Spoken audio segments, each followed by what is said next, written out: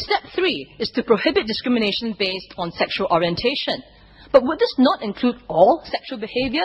Sex before 8 or else it's too late is the motto of the North American Man-Boy Love Association.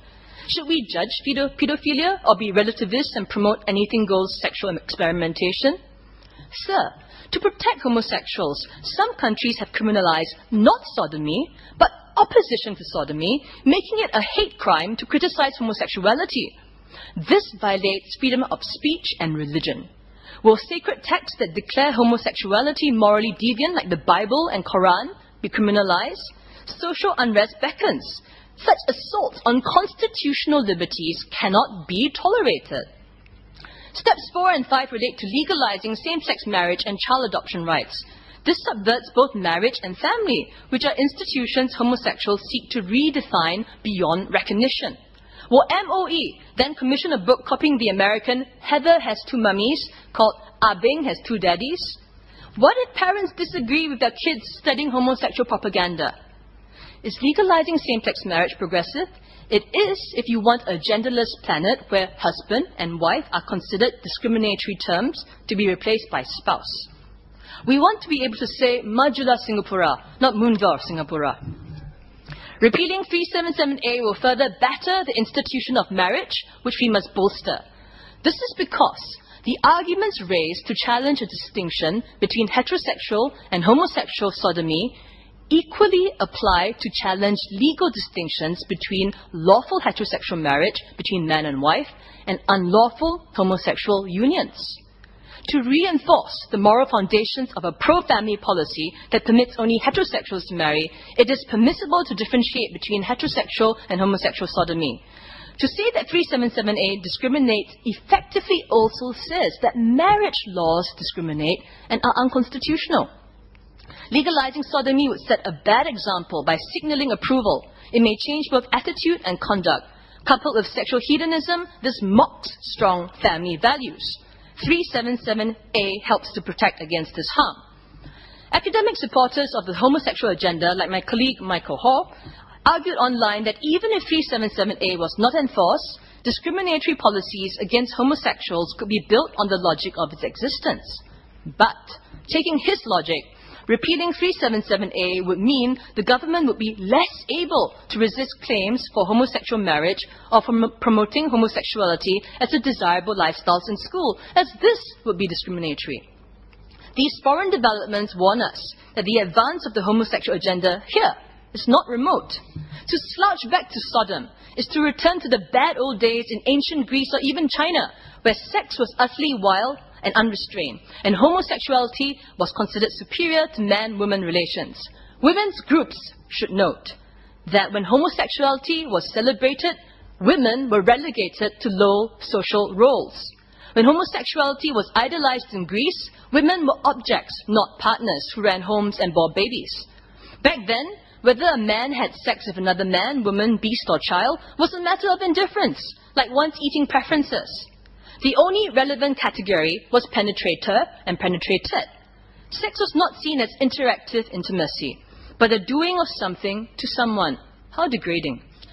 It was only when marriage was invented by the Jewish Torah that the genie of sexual impulses was forced into the marital bottle so that sex no longer dominated society. This discipline provided the social base for the development of Western civilization. Family is also the building block of our society. As fellow citizens, homosexuals are entitled to expect decent treatment from the rest of us. But they have no right to insist we surrender our fundamental moral beliefs so they can feel comfortable about their sexual behavior. We should not be subject to the tyranny of the undemocratic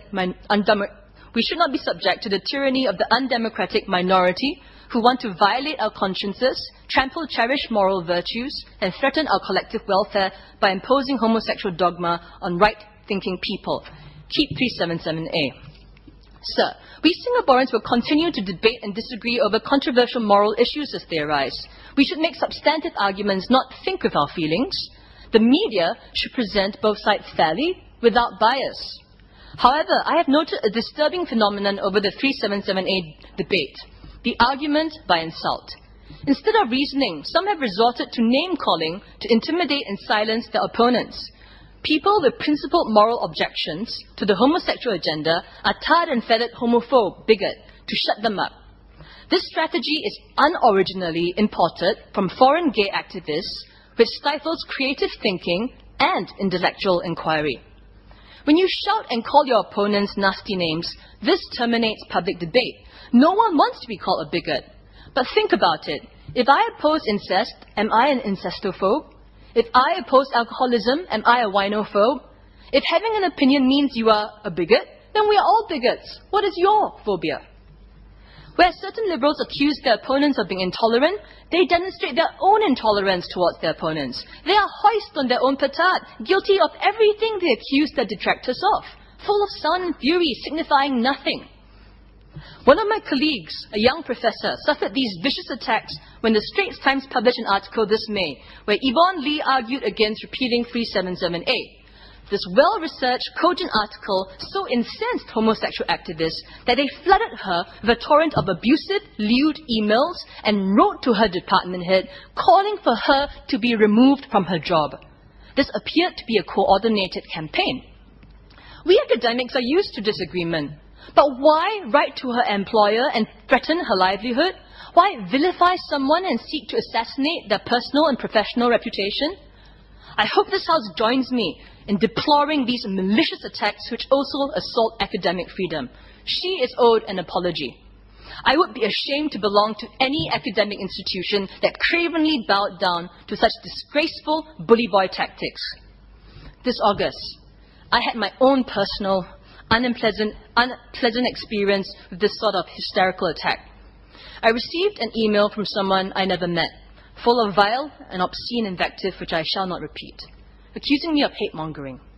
It cursed me and expressed the wish to defile my grave on the day 377A was repealed. I believe in free debate, but this oversteps the line.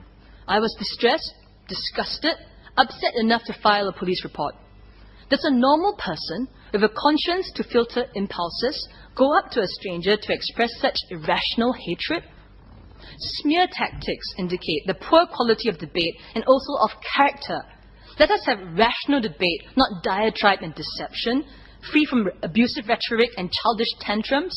As Singapore approaches her jubilee, my hope for the post-65 generation is that we will not become an uncivil civil society born from an immature culture of vulgarity which celebrates the base, not the noble.